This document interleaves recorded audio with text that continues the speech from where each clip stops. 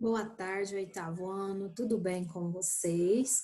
Então, agora nós vamos dar continuidade à nossa disciplina de arte, no qual nós estávamos falando sobre a grande civilização da África, a sua amplitude cultural, a sua amplitude dentro da arte, dentro das grandes civilizações ali pertencentes a ela. Nós vamos iniciar agora com o nosso livro para a gente dar uma revisada, uma olhada ali, e eu vou fazer algumas observações acerca do nosso conteúdo de hoje, que seria essas grandes civilizações africanas. Vamos lá.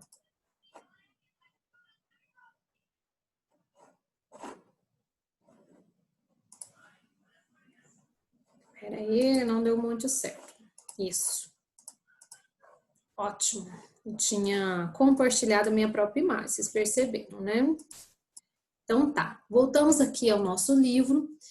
Lá na página 74, na página 74, está falando sobre a arte tribal africana. Qual que seria essa arte tribal africana? As máscaras, as estatuetas, os objetos utilitários que expõem a técnica de 5.000 anos atrás nesses utilitários. Esses utilitários, eles são utilizados, eles foram e são utilizados em rituais, em festas, aproximadamente 5.000 anos atrás.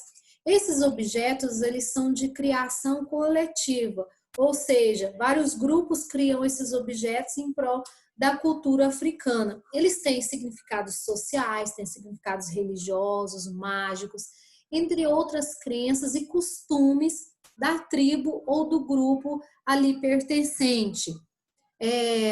Os materiais mais utilizados nessa arte tribal africana seria a confecção em madeira, marfim, couro, fibra, cabelo, concha, metal, pérola, até ouro e outras pedras preciosas locais que são de grande demanda ali no local. Então eles fazem máscaras, eles fazem estatuetas, e essas estatuetas e essas máscaras, elas têm um cunho, elas têm um objetivo, algo que serve para eles ali, para a cultura deles ali, seja mágica, ou seja religiosa, ou seja lendária em si, ok? Então demonstra uma parte da sua cultura, essa arte tribal africana. Antes da chegada dos europeus e do tráfico de escravos, a África já tinha uma história de grandes civilizações. Por ser uma amplitude territorial muito grande, as civilizações também eram muito grandes. Posteriormente, a cultura também era bem grande, assim junto com as suas formas de arte, porque eles esboçavam, eles se caracterizavam pela sua forma de arte. É a maneira que eles mais demonstravam o seu jeito de ser a partir da arte. Nós temos, então, uma das grandes civilizações africanas, antes da chegada dos europeus na África, seria o Egito faraônico. Essa civilização foi contida lá nas margens do rio Nilo, há 3.000 antes de Cristo, 3.000 anos antes de Cristo. E ela produziu uma arte magnífica, uma arte como a arte egípcia, que consistia principalmente em esculturas, em máscaras, além de afrescos, que contavam da vida dos deuses, a vida dos faraós e os mais poderosos do Egito. Essas obras, elas decoravam salas onde ficavam túmulos, sarcófagos dos faraós, e também eram chamadas salas mortuárias. Essas salas, elas se localizavam em edifícios enormes, edifícios imensos, com paisagens secretas em formas de pirâmides. As chamadas pirâmides, gente, que em torno dessas pirâmides, desses faraós, tem enormes lendas, várias histórias, nós podemos ver que são retratadas até em filmes, né? Essas histórias, essas lendas. E até hoje se encontra vários faraós, várias estátuas, várias múmias também, né? Esboçando esse tipo de arte aí. Então a pirâmide era uma forma de arte que consistia na época do Egito faraônico. bem antes da chegada dos europeus na África. Que nós temos, então, imagens, né, desse tipo de arte, dessa grande civilização, e os egípcios usavam a lei da frontalidade. O que seria a lei da frontalidade? Pintar, desenhar, ou então esculpir em relevo os seres humanos voltados com o corpo para frente, mas o rosto sempre o quê? Virado para o lado. Então era o chamado lei da frontalidade, tronco para frente e o rosto desenhado virado para o lado, né? A civilização da Núbia, logo depois da civilização dos faraós, né, surgiu 750 a.C. e habitava a região entre Egito e a África também, mas era um pouquinho mais para frente da civilização egípcia e era situada lá no deserto do Saara. Então, as condições climáticas, as condições, vocês sabem que deserto durante o dia é extremamente quente e durante a noite é extremamente frio, oscila muito essa questão climática, né?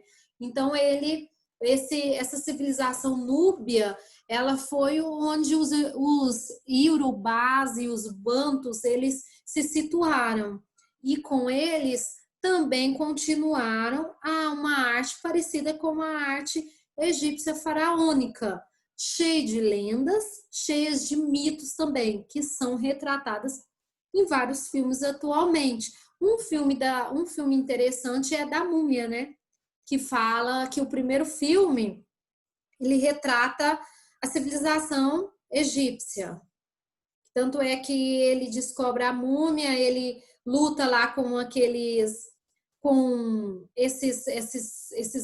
Anubis, né, o deserto de Anubis, com esses exército de Anubis aqui, né, que até mostra a lei, as obras da lei da frontalidade. Depois nós temos o outro filme, o 2, né, a Múmia 2, que retrata a Núbia, né, a região da Anúbia, essa civilização egípcia e núbia, né, também, que toda essa sociedade e essa questão faraônica, né, mas que é um pouquinho já mais avançada nas questões de esculturas, né, muda um pouquinho mais, mas é como se fosse, é bem semelhante, bem parecida com a arte egípcia faraônica.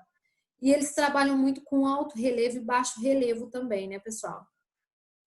O reino de Axum, esse reino, logo depois, né, surgiu o reino de Axum, que surgiu no século V a.C., perdeu força no século XI depois de Cristo, e eles controlavam uma das mais importantes rotas comerciais que ocupavam uma das mais férteis regiões do mundo. A África, gente, tem várias regiões férteis, terra fértil, então eram ocupadas por esse pessoal aí na época, por esse reino Axum aí. Por isso formavam um império muito rico, sociedades tornaram-se centros cosmopolitas enormes também, com populações de judeus, núbios, cristãos e budistas. Então a cultura ela começa a difundir, ela começa a ter uma mistura aí a partir desse reino de Axum. E o reino de Axum, ele começa com a criação da própria moeda, ele começa também a construir prédios religiosos. É esse tipo de arte que é acentuado nesse reino Axum, que é os prédios religiosos que dentro deles tinham várias pinturas e vários afrescos.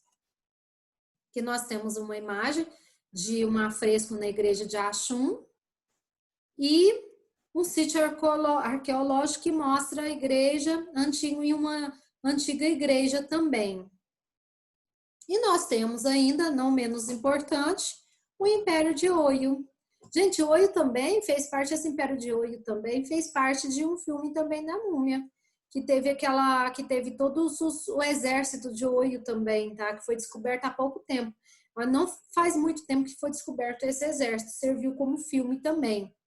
Ele existiu entre 1400 e 1835 e localiza-se que hoje é o sudoeste da Nigéria e o sudeste de Benin. Ele foi fundado pelos Yorubás, gente, as palavras são bem de enrolar a língua mesmo, né? E tornou um dos maiores estados do oeste africano. E ficou reconhecida por toda a sua civilização ser mística e ter um poder de consagração espiritual. Eles tinham várias crenças também. O tipo de arte deles foi esteticamente puramente, tecnicamente sofisticada. As técnicas foram sofisticadas, as esculturas foram únicas. Eles esculpiam cabeças de tamanho natural, figuras humanas, em bronze, vasos de cobre, miniaturas, representações de animais domésticos, selvagens e várias coisas em pedras também, tá? Então, esse modo de tecelagem, de estamparia também começou a mudar, ele começou a viver uma forma de arte, a partir daí que surgiu essa forma de arte dentro da tecelagem dos africanos, ok? Nós temos também o Império de Benin. O Império de Benin ou o Império Edo, foi um estado da África Ocidental que existiu entre 1400 a 1897, mais ou menos. E hoje se localiza a Nigéria. A capital da Nigéria era a cidade de Benin, fundada em 1180. A arte de Benin era feita com metal e com cobres, e surgiu as grandes técnicas da metalurgia durante esse Império de Benin. Nós temos também o Império de Congo. O Império de Congo foi fundado por volta do século XIV. O Império de Congo dominava a região do centro-ocidental da África, onde é localizada atualmente a Angola. Ali viviam vários grupos de etnia, as misturas das etnias aumentaram ainda mais aí no Império do Congo. A arte do Congo representava o poder dos reis, das rainhas, da corte. Ela se manifestava, essa arte, então ela era feita a partir de estátuas, de máscaras também. E gesticulava bastante os sentimentos e o realismo ali do rosto das pessoas na época, né?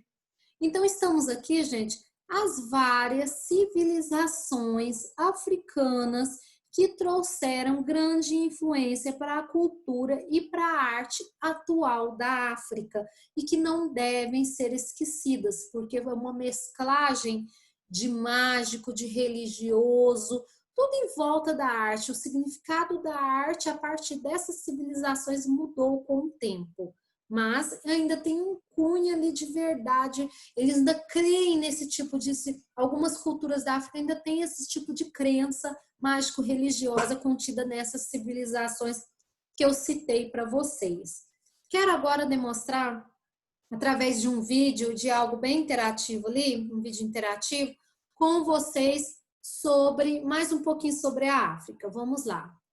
Vou compartilhar outra tela aqui com vocês, então. Peraí, deixa eu diminuir aqui. Não é essa. Essa. Vamos lá. Deixa eu só aumentar o volume aqui, que está muito baixo isso aqui.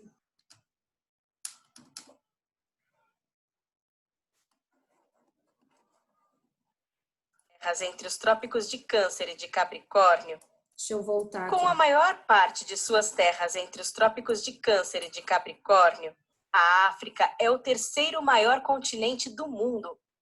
Seu território tem aproximadamente 30 milhões de quilômetros quadrados. Localizado ao sul da Europa e ao sudoeste da Ásia, o continente africano é conhecido pela diversidade de suas paisagens naturais. A forma como essas paisagens se distribuem rendeu à África o apelido de continente espelho. Partindo do Equador, encontram-se tanto ao norte como ao sul áreas de florestas equatoriais e tropicais, savanas, estepes, desertos e, nos extremos, vegetação mediterrânea. As centenas de etnias que habitam os 55 países do continente se relacionam de diferentes formas com essa variedade de clima e de vegetação. No deserto do Saara, por exemplo, vivem os tuaregues. Eles são seminômades e praticam principalmente o comércio e a criação de camelos, dromedários e outros animais. Em áreas do Saara cruzadas pelo rio Nilo, os solos mais férteis permitem a fixação de várias populações que podem desenvolver a agricultura. Nas áreas de clima semiárido do Mali, por sua vez, vivem povos como os Dogons, que se destacam pelo vasto conhecimento astronômico, resultado de séculos de observação dos corpos celestes. Essa região, graças ao clima seco, apresenta ótimas condições para observar as estrelas. Nas savanas e florestas, vários grupos desenvolveram sofisticadas técnicas de metalurgia. Os Achantes, que vivem no sul de Gana, produzem diversos objetos de ouro. As florestas equatoriais do continente também são habitadas por diferentes povos que vivem da caça e da coleta de frutos, como os pigmeus.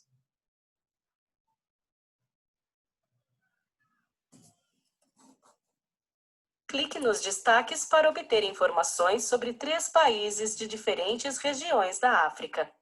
Então, aqui nós temos como destaques Marrocos, Nigéria e Angola. São um dos principais países da África, né? Que nós temos informações bem legais. Nós temos a tradição e a cultura, que eles são tradicional, eles têm esse tipo de tradição do comércio, né? Nós temos a religião, que no caso é 99% da população é islã, né? Pratica o islamismo. E nós temos a música e a dança deles também, que é uma cultura bem vasta, né? Principalmente no norte da África, que eles têm eles criaram instrumentos e criaram grupos étnicos marroquinos que buscam e produzem uma música bastante acelerada. A biodiversidade. Olha só. Linda, né? Nós temos literatura, temos escritores, vários escritores, um escritor lendário que é o Mohammed, que é um dos escritores marroquinos que vive na França, mas que é um grande ícone para a literatura. E a língua deles, que eles praticam, eles falam, né? A língua eles praticam um livro sagrado para o Islã, que é o Corão, que é escrito em árabe, e sua leitura é fundamental aos muçulmanos, que são na maioria da população Marrocos, né? Do Marrocos. Então, o idioma é bastante difundido na África, no país, né? Que seria o árabe, né? Por causa do Corão, que é praticado, que é o livro sagrado do Islã. Então, nós falamos do Marrocos, nós temos a Nigéria também, que é a tradição e a cultura. Eles têm a tradição de tecelagem também, né, bem acentuada. O comércio de rua é comum na Nigéria, comercializam qualquer tipo de forma, desde alimentos até vestuário. E são especialmente, trouxeram a tradição deles para a Bahia também, né? Nós temos, então, como religião Eles são devotos de Orixá e Xangô, que é uma religião que foi trazida para o Brasil também, né? Mas se declaram cristãos, mas creem nos orixás, creem em vários deuses, creem nos deuses que difundem os elementos da natureza, do fogo, do vento, né? E em outros africanos também, outros tipos de religiões africanas, né? Que a partir deles surgiu a Umbanda e o Candomblé difundido aqui no Brasil também, né?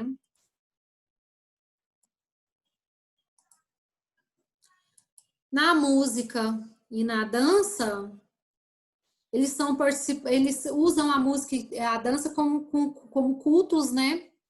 Cultos religiosos também. As danças são relacionadas, então, sobretudo a culto dos orixás, que são os cultos das cerimônias religiosas, que eles usam bastante ainda as máscaras, né? E incorporam os deuses que eles creem. A biodiversidade que eles têm também é bem acentuada, com mata, com floresta, com verde, né? E ao mesmo tempo os desertos que estão ali também.